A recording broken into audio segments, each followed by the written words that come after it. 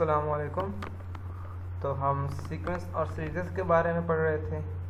Last time हम लोगों ने अरिथमेटिक सीक्वेंस की थी और आज जो है आप लोगों का टॉपिक वो है जियोमेट्रिक सीक्वेंस एंड सीरीज़ कि जियोमेट्रिक सीक्वेंस और सीरीज़ के बारे में। यहाँ जियोमेट्रिक सीक्वेंस के बारे में पहले पढ़ेंगे, फिर जियोमेट्रिक सीरीज़ के बारे में और फिर इनफाइनाइट जियोमेट्रिक सीरीज़ के बारे में और एट द एंड एनालिटीज़ के बारे में पढ़ेंगे।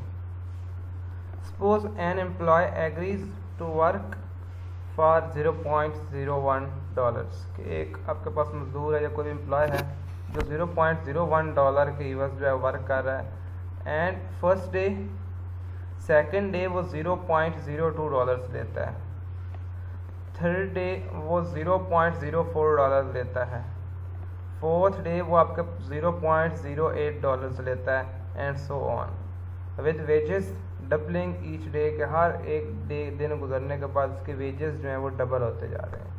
How much is earn on 20 day के 20th डे के अंदर वो या 20 डे के अंदर वो कितना कमाएगा। How much is earn all together in 20 day. एक तो ये है कि 20वें दिन वो कितना कमा रहा होगा और एक ये है कि टोटल ओवरऑल 20 दिनों में वो कितना कमाएगा। ऐसी चीज़ों का जो आपके पास आंसर देना होता है इसको कहते हैं geometric series. A geometric sequence is a sequence in which each term after the first term obtained by multiplying the preceding term by a fixed non-zero real number कि हर एक नेक्स्ट जो आपके पास अपकमिंग नंबर होता है वो previous number से की निस्बत एक फिक्स नंबर से मल्टीप्लाई होता जा रहा होता है जियोमेट्रिक सीक्वेंस के अंदर। जैसे कि यहाँ पे 1 2 4 अब उसने या अब आपके पास $0.0 की फॉर्म में तो उसने इसको सेंट की फॉर्म में लिख लिया तो डॉलर्स डिवाइडेड बाय 100 सेंट होता है। यह आपके पास 1 2 4 8। अब देखें हर एक जो है अपकमिंग वैल्यू वो पिछली वैल्यू से 2 टाइम्स मल्टीप्लाई हो रही है। 1 2 टाइम्स मल्टीप्लाई हो रहा है तो 2 आ रहा है, 2 2 टाइम्स हो रहा है तो 4 आ रहा है, 4 2 टाइम्स हो रहा है तो 8 आ रहा है, 8 2 टाइम्स हो रहा है तो 16 आ रहा है, आपको so on. is a geometric sequence in which first one and second is common ratio और जिस फिक्स नंबर के साथ वो मल्टीप्लाई हो रहे होते हैं उसको आप बोलते हैं कि ये आपके पास एक कॉमन रेशो है, ये आपके पास एक कॉमन रेशो है। तो यहाँ पे कॉमन रेशो 2 है। No if we divide any term after the first term by preceding term we obtain the common ratio R. आप मोस्टली डिवाइड अगर करते हैं सेकेंड टर्म को फर्स्ट टर्म के साथ 2 डिवाइडेड बाय 1 कर दें तो आपके पास कॉमन रेशो आ जाएगी। इसी तरह 4 डिवाइडेड बाय 2 कर दें तो 2 आ जाएगा। तो 2 divided by 1 is equal to आपके पास 2 आ गया, इसकी कॉमन रेशो 2 हो गई। इसी तरह A3 को डिवाइड बाय 2 कर दो, इसकी भी 2 आ गई। इसका मतलब क्या आया कि common ratio of a geometric sequence is R, then R is equal to AN+1 over AN। तो आपके पास इसका आंसर कुछ इस फॉर्म में आएगा, common ratio is equal to AN+1 divided by AN, that is called a common ratio. For every positive integer n, there we find the common ratio by choosing any term after the first term, dividing it by the preceding term कि आप उसको preceding term से divide कर रहे हैं जिससे आपके पास common ratio आ रही है। Like आप AN+1 कैसे मिल रहा है यहाँ पे, अब common ratio का ये फार्मूला बना है ना कि आप सेकेंड टर्म को फर्स्ट टर्म से डिवाइड करते जाएं। तो ये देखें ये आपके पास AN+1 को AN से डिवाइड कर दिया, लेकिन अगर सेकंड नंबर निकालना हो AN+1 तो ये ANR के साथ मल्टीप्लाई हो जाएगा। यही इसने फार्मूला यहाँ पे समझाया। देन वो कह रहा है nth term of geometric sequence के लिए आपके पास जो फार्मूला जियोमेट्रिक सीक्वेंस का बनेगा, अगर आपके पास फर्स्ट टर्म A1 हो और कॉमन रेशो R हो then nth term AN is equal to होगा A1 R की पावर n-1। तो ये फार्मूला इसका आप लोगों ने याद रखना है। यहाँ पे अब वो कह रहा है कि finding the nth term of geometric sequence की किसी एक जियोमेट्रिक सीक्वेंस की गिवन है और उसका आप फाइंड आउट करनी है nth term. Use the formula for nth term of geometric sequence to answer the first term equation posed by beginning of this section. How much will be earned on the day 20 if day wages follow। ये आपके पास cents की form में day 20 के ऊपर आपने values निकालनी है। तो AN आपके पास इज इक्वल टू आ जाएगा A1 R की पावर n-1। ठीक है, तो A20 के लिए क्या हो जाएगा, जहाँ जहाँ n आ रहा है वहाँ पे 20 आ जाएगा। अब A1 यहाँ पे अगर आप देखें तो फर्स्ट वैल्यू यहाँ पे आपके पास थी 1 और r जो है आपके पास 2 की पावर आप n ले रहे हैं ना 20, क्योंकि 20 से के लिए आप निकाल रहे हैं तो ये बन जाएगा 20 - 1।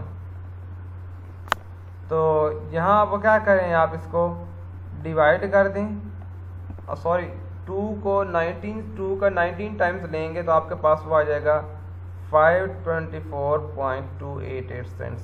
अगर आप डॉलर्स में निकालेंगे तो ये इसने 100 से मल्टीप्लाई कर दिया, लेकिन इसने गलत लिखा है। सेंट को जब डॉलर में लिखते हैं तो 100 से डिवाइड करते हैं, ये बनेगा 5.24 डॉलर्स, ना कि यहाँ पे उसने लिखा है 5242 डॉलर, ये गलत लिखा है इसने।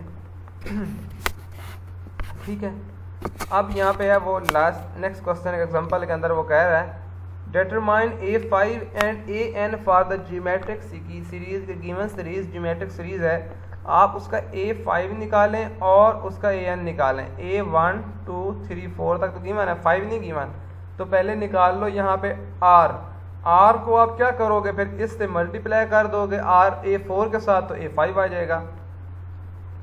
R कैसे निकलेगा, R हर एक अपकमिंग टर्म को प्रीवियस टर्म से डिवाइड कर दो, लाइक आप 12 को 4 से डिवाइड कर दो या 36 को 12 से डिवाइड कर दो। तो उसने यहाँ पे 36 को 12 से डिवाइड किया तो आंसर आ गया 3, तो कॉमन रेशियो अब 3 है। तो अब आपने R5 निकालना है, तो R5 के लिए होगा R4 मल्टीप्लाई बाय 3, तो R4 क्या है 108 मल्टीप्लाई बाय 3, तो 108 मल्टीप्लाई बाय 3 आंसर आ जाएगा 324, तो A5 आपके पास आ गया 324। अब नेक्स्ट निकालना है AN nth term. The nth term is found as follows कि AN इज इक्वल टू आपके पास होगा A1 R की पावर n - 1। तो AN आपके पास A1 सबसे पहले होगा 4 और R है 3 की पावर n - 1, तो ये आपके पास इसका nth टर्म का सोल्यूशन आ गया। आप इसी से यहाँ पे A5 भी निकाल सकते हैं, अगर आप चाहें कि n की जगह पे 5 पुट कर दें, वही 364 आ जाएगा। चाहे इस वे से निकाल लें या चाहे इस वे से निकाल लें, ये आपकी मर्जी है। नेक्स्ट है find terms of a geometric sequence के गिवन ज्योमेट्रिक सीक्वेंस की टर्म्स निकालें। Determine R and A1 for the geometric sequences. आप सिर्फ 2 ज्योमेट्रिक सीक्वेंसेस यहाँ पे गिवन है। A3 20 है, A6 160 है। We obtained A6 by multiplying A3। आप A3 को मल्टीप्लाई करेंगे A6 के साथ, इस तरह आपको मिला जो है वो कॉमन रेशो। तो यहाँ पे आप ये फार्मूला लगाएंगे A6 इज इक्वल टू आएगा A3 R की पावर 3। ठीक है, तो क्योंकि हमेशा जो आपके पास A3 का मल्टीप्लाई होता है ना, 2 टाइम्स मल्टीप्लाई होता है A6, तो आप उसको लिख सकते हैं, इस तरह लिख सकते हैं कि A6 is equal to A3 R की पावर 3। तो अब R यहाँ से हमने R निकालना है, R हमारे पास आ जाएगा तब हम R और A1 निकाल सकते हैं। तो यहाँ पे अब आ जाएगा जी, इसको डिवाइड 160 इज इक्वल टू हो जाएगा A3 क्या है 20 और R की पावर 3 है, तो R3 इज इक्वल टू 20 को डिवाइड कर देंगे 160 के साथ, तो ये 8 आ जाएगा। Then R is equal to 2 आ जाएगा, that is the cube root is equal to 2। अब आपके पास R आ गया है। अब आप इजीली A1 निकाल सकते हैं AN के फार्मूले से, AN इज इक्वल टू होता है A1 R की पावर n - 1 और A20 आप यहाँ पे लिख दें, A20 इज इक्वल टू हो जाएगा A1 R की पावर 20 - 1 मतलब R की पावर 19। तो A20 आपके पास A3 यहाँ बेशक आप 3 का ही निकाल लें, तो यहाँ A3 के लिए 3 इज इक्वल टू हो जाएगा A1 R की पावर 3 - 1, तो 20 इज इक्वल टू हो जाएगा A1 2 की पावर 3 - 1, वो 2 होगा। तो 20 डिवाइडेड बाय 4 हो जाएगा, तो A1 इज इक्वल टू 5 आ जाएगा। आपके पास आंसर जो है इसका वो 5 आ गया।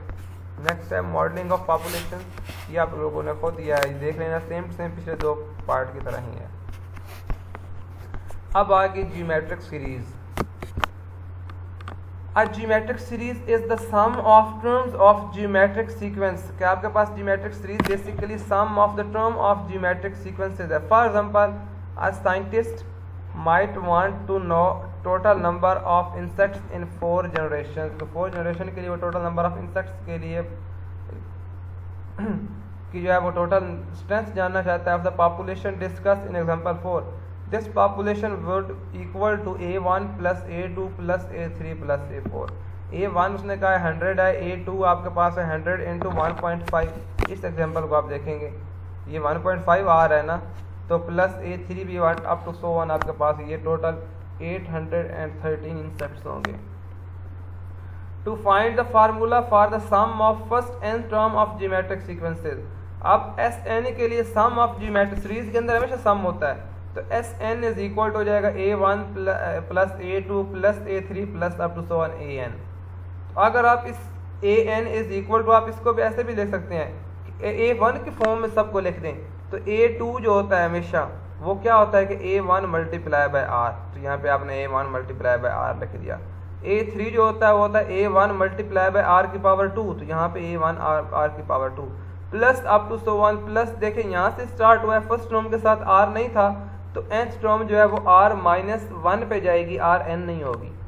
If R1 is equal to 1 और Sn is equal to Na1, अब आपके पास ये Na1 बन रहा है सारा। अगर आपके पास R यहाँ पे 1 हो जाए, ये भी इक्वल टू 1 हो जाए, ये R भी इक्वल टू 1 हो जाए, अप टू सो 1 सारे R जो है 1 के इक्वल हो जाए, तो Sn इज इक्वल टू आ जाएगा Na1, which is correct formula for this case.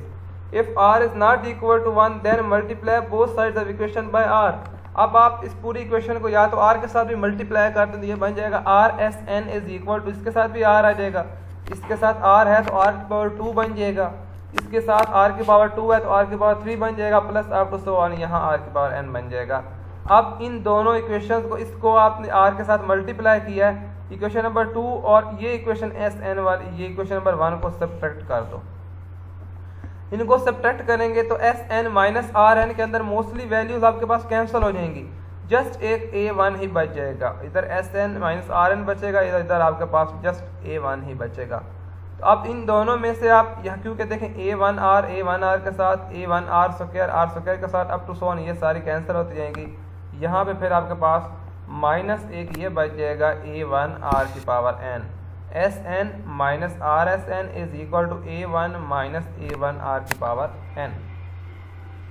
अब राइट साइड पे A1 कॉमन ले लें, लेफ्ट साइड पे Sn कॉमन ले लें, तो यहाँ पे Sn कॉमन लेंगे तो आएगा 1 माइनस R, इधर A1 कॉमन लेंगे तो 1 माइनस R की पावर n, तो Sn इज इक्वल टू आएगा A1 इंटू 1 माइनस R की power n divided by 1 minus R। Sum of first nth term of a geometric series if the sequence if a geometric sequence has first term A1 and common ratio R, then sum Sn of first nth term is given। then आपके पास जो Sn जो है सम वो geometric sequence का इस form में लिखा जाएगा कि Sn is equal to A1 into 1 minus R की power n over 1 minus R, where R देखें ये R इक्वल टू 1 नहीं हो सकता, क्योंकि ये R आपके पास इक्वल टू 1 हो जाएगा, तो 1 minus 1 0 and something over nothing, answer undefine हो जाएगा। Finding the sum of first n terms. At the beginning of the section, we found that the employee agreed to work on these following salaries: $0.1 first day, $0.02 on second day, $0.04 on third and fourth day, and $0.8 on fourth day, and so on, with wages doubling each day. How much is earned altogether in 20 days? अब 20 days के अंदर इकट्ठा वो कितना कमा लेगा, ठीक है। तो यहाँ अब आपके पास आप यहाँ पर उसको वेजेस को सेंट्स की फॉर्म में लिख दें, तो सेंट की फॉर्म में ये 1 2 4 8 अप टू 1 बन जाएगा। तो Sn इज इक्वल टू होगा A1 इंटू 1 माइनस Rn, तो ये 1 माइनस इंटू 2 की पावर 20, ये बन जाएगा 1 माइनस 10,000 एंड ये 48,556 डिवाइडेड बाय माइनस 1 हो जाएगा। टोटल ये आपके पास सेंट्स की फॉर्म में आ जाएगा 10,4,8,5,7 सेंट्स, और अगर आप इसको डिवाइड कर देंगे 100 के, आपके पास ये डॉलर्स बन जाएंगे। ये 20 डेज के लिए उसकी डेज की इसकी इनकम होगी। नेक्स्ट वो कह रहा है evaluate summation i is equal to 1 to n 2.i। अब A1 आपके पास क्या हो जाएगा, आप i की जगह पे 1 पुट कर देंगे 6 बन जाएगा, और यहाँ आपके पास r क्या होगा, r इज इक्वल टू 3 होगा। क्यों? क्योंकि आप A2 निकालें तो क्या बन जाएगा 2 3 की पावर 2 18 बन जाएगा ना, तो ये मल्टीप्लाई बाय 3 हो रहा है ना, तो आपके पास r इज इक्वल टू 3 आ जाएगा। और यहाँ पे आप Sn भी निकाल सकते हैं, Sn इज इक्वल टू होता है A1 इंटू 1 माइनस R की power n over 1 minus R। तो A1 आपके पास 6 होगा और R आपके पास 3 हो जाएगा। 6 इंटू 1 माइनस 3 की पावर 6 और 1 माइनस 3। तो S6 इज इक्वल टू आ जाएगा 2184। अब ये आपके पास आंसर आ जाएगा। नेक्स्ट है infinite geometric series. We extend our discussion of sums of sequences to include infinite geometric series. Sequence such as, ये आपके पास एक ज्योमेट्रिक सीक्वेंस है 1.1/2.1/4.1/8.1 with first term 2 and common ratio 1/2। इसकी कॉमन रेशियो यहाँ पे आपके पास जो है वो कॉमन रेशियो 1/2 ही है, क्योंकि हर एक टर्म जो है 1/2 से मल्टीप्लाई होती जा रही है। तो अब टोटल सम आप ऐसे भी निकाल सकते हैं, S1 आपके पास 2 हो जाएगा, S2 क्या हो जाएगा 2 और उसके साथ सेकंड टर्म ऐड हो जाएगी। S3 फर्स्ट 3 टर्म्स का सम होगा 1, 2 एंड 3, ये आपके पास 7/2 आ जाएगा। S4 क्या होगा फर्स्ट 4 टर्म्स का सम। S5 पहली 5 टर्म्स का सम हो जाएगा। S6 जो है वो पहली 6 टर्म्स का आपके पास सम हो जाएगा। तो ओवरऑल आपके पास सम बनते जाएंगे 2, 3, 3.5, 3.75, 3.875 and 3.9375। For no values of n is Sn is equal to 4. However, if n is large enough, then Sn is close to 4 as desired. We say the sequence converges to 4. आप ये कहेंगे कि sequence जो है वो converge to 4 कर रही है। उसका मतलब क्या है, क्योंकि उसकी मैक्सिमम वैल्यू जो है वो अप्रोचेस टू 4 कर रही है, तकरीबन 3.9 है ना। तो अब अगर इससे अगर आप S7 पे जाएंगे तकरीबन वो आपके पास जो है वो 4 वैल्यू दे देगा। तो रीड दिस एज, इसको आप ऐसे भी पढ़ सकते हैं, the limit of Sn as n increases without bound is 4। आप इस टर्म को इस लिहाज से भी पढ़ सकते हैं, because Sn is equal to 4, the number 4 is the sum of terms of infinite geometric sequences। आपके पास ये नंबर 4 जो है ये sum of infinite geometric sequences है कि 2, 1, 1/2, 1/4 आपको so on, ये जितनी भी geometric सीरीज होंगी ये आपके पास तकरीबन 4 को अप्रोच करेंगी। अगर इनका आप जो है वो एक मैटलैब हम यूज़ करते हैं मैथमेटिक्स वाले, उसके लिहाज से अगर आप इसका ग्राफ देखें तो इसका ग्राफ तकरीबन इस फॉर्म में आएगा कि ये 4 तक पहुंच के उसके बाद फिर नीचे आना शुरू हो जाएगा, ग्राफ ऊपर नहीं जाएगा। तो मैक्सिमम ये तकरीबन 4 तक पहुंचेगा, उससे ऊपर ये ग्राफ आपके पास नहीं जा सकता। नेक्स्ट है एवेल्यूएट 1 + 1/3 + 1/9 + 1/27। तो S1 इज इक्वल टू 1 आ जाएगा, S2 इज इक्वल टू हो जाएगा 1 + 1/3 मतलब 4/3, S3 आ जाएगा पहली 3 टर्म्स का सम, और S4 आपके पास आ जाएगा 1 + 1/3 + 1/9 + 1/27 which is equal to 40/27. Next है using the formula for the sum of the first n terms of a geometric sequence we obtain the following in general. तो Sn इज इक्वल टू हो जाएगा A1 × 1 - r की power n over 1 - r। तो S1 आपके पास 1 है तो A1 भी यहाँ पे आपके पास 1 नहीं होगा, और R आपके पास यहाँ पे 1/3 से मल्टीप्लाई हो रहा है तो R आपके पास होगा 1/3। तो इस Sn के अंदर फार्मूले के अंदर पुट कर दें, ये हो जाएगा 1 × 1 - 1/3 की power n over 1 - 1/3। The table show the value of 1/3 की power n for larger and larger values of n के n की जितनी वैल्यूज आप बढ़ाते जाएं आपके पास ये आंसर अप्रोचेस टू 4 ही करता जाएगा, उससे ज़्यादा आपके पास ये नहीं पहुंच सकता। और ऐड कि जितनी n की वैल्यूज मैक्सिमम होती जाएंगी, देखें यहाँ पे पहले n की वैल्यू 1 रखी है तो 1/3 आंसर आया, n की वैल्यू अगर 10 तक पहुंच गया तो आंसर है 1.65 मल्टीप्लाई बाय 10 की पावर -5। इसका मतलब है ये आपके पास आया तकरीबन -0.000169।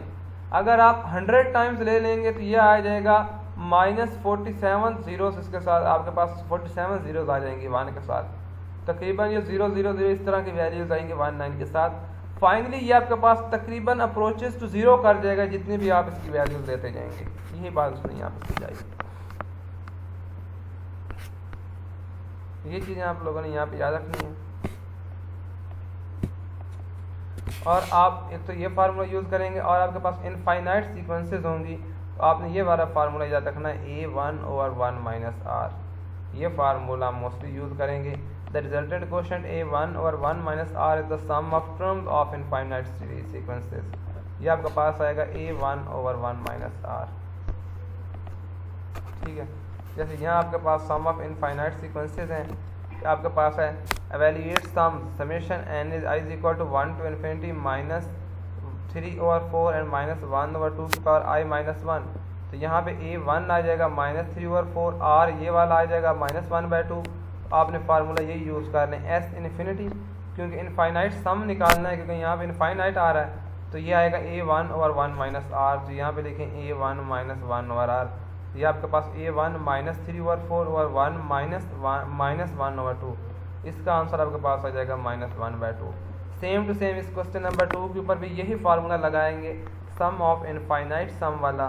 तो यह आपके पास आ जाएगा I is equal to 1 to infinity 3 over 5 की power I.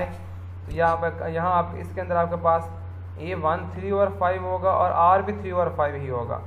3 over 5 over 1 minus 3 over 5, ये आपके पास इसका आंसर आ गया. नेक्स्ट ये एन्युटीज़ की डेफिनेशन याद रखनी है. A sequence of equal payments made after equal periods of times such as car payments और हाउस पेमेंट्स. ये सारे आपके पास एन्युटी, मतलब एनुअली जिस तरह आप चीज़ें के एक ख़ास सीक्वेंस के अंदर जो चीज़ें आप पे करते हैं उसको एन्युटी कहते हैं. ये आप लोगों का आज का लेक्चर था.